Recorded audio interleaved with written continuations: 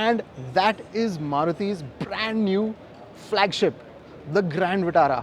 Yes, it brings back that famous mark. Jointly developed by Maruti Suzuki and Toyota and based on the global C platform, what Maruti is calling the TECT platform. So let's get straight into the design. Up top here, you have a nice sleek little DRL setup with three very distinct units, and here is the headlight. You have a nice big grille over here, and that's where it differs from the Hyryder, in that the Hyryder has one single unit, whereas Maruti has split this up over here. There's a different design, of course, to the splitter, the bumper, and one of the nice highlights is this big chrome accent and the floating Suzuki logo over there. And it's from here where you can really see how long the Grand Vitara is. In fact, it's 4.3 meters long.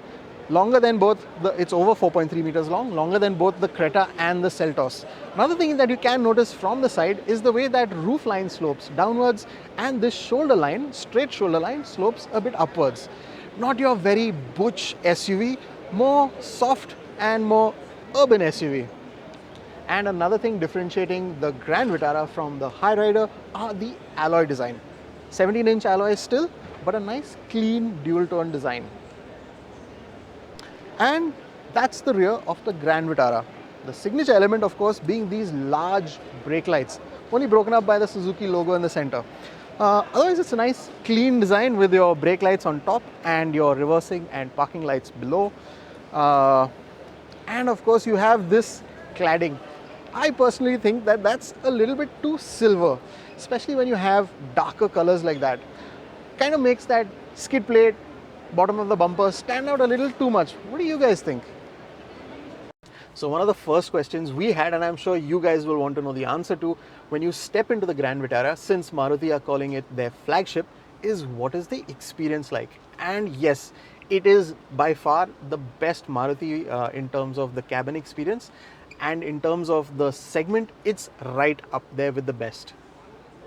So in terms of touch points, so everywhere that your arms rest on, where your hands rest on, there's lots of soft materials in here that makes it feel nice and plush. On the dash as well, of course there are those hard plastics on the top of the dash, but the seats again are nice and plush, very nice and supportive as well. And not all the features are there on this car, but it does have the dual pane sunroof. And speaking of the other features, we'll hop into another car right now and we'll show you what else you get with this car. And we're now in another variant of the Grand Vitara.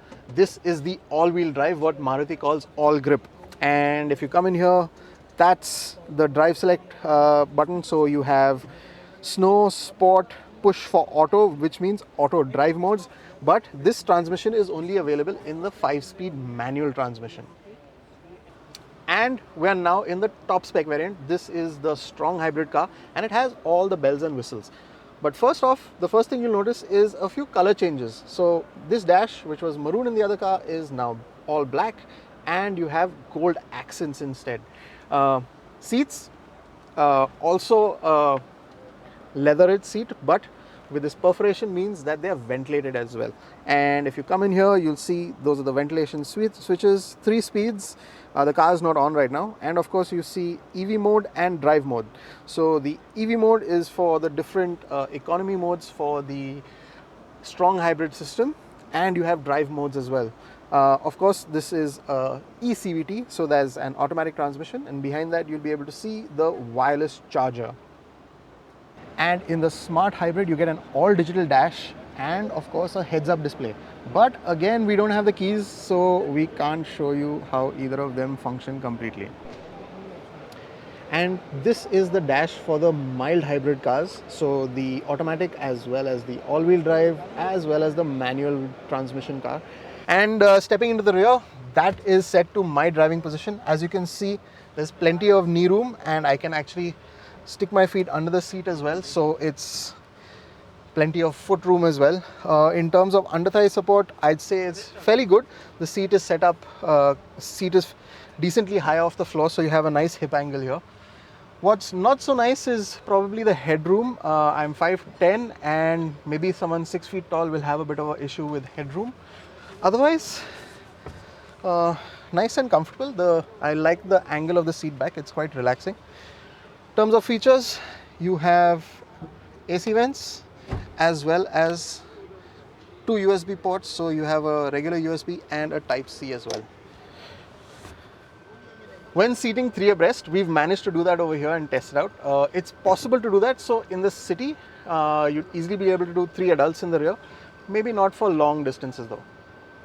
And this is the strong hybrid car. And that's how much boot space you have. So because the hybrid batteries sit underneath there, your boot space is split between this small little area here and that much of the boot. So not very tall, but now let's show you the mild hybrid boot setup. And that's over here, someone familiar. Sorry, Karthik. And that's the mild hybrid version. So I'll just pop this down again here. And as you can see, it's a lot larger boot because there are no hybrid batteries that are sitting down there. In the midst of that melee behind there, I'm sure you can see 4 Grand Vitaras. And those 4 cars represent the 4 basic transmission and engine options that you can get. So there's a manual, a 6-speed automatic, and a all-wheel drive car. The all-wheel drive again is a manual transmission only. Now these 3 cars that I mentioned are powered by a familiar 103 PS 4-cylinder Maruti Suzuki engine. And the 4th car that you see out there, of course, is the strong hybrid option. It's only available with an eCVT and it's 1500cc but only 3 cylinders. And the last thing we have to talk about, of course, is the pricing. We expect it to start for the mild hybrid variants around the 9.5 lakh mark, and for the top end, that's the strong hybrid, we expect that to top out around 19 to 19.5 lakhs. Production is going to start in August, with Maruti as confirmed, and sales will probably be in September sometime.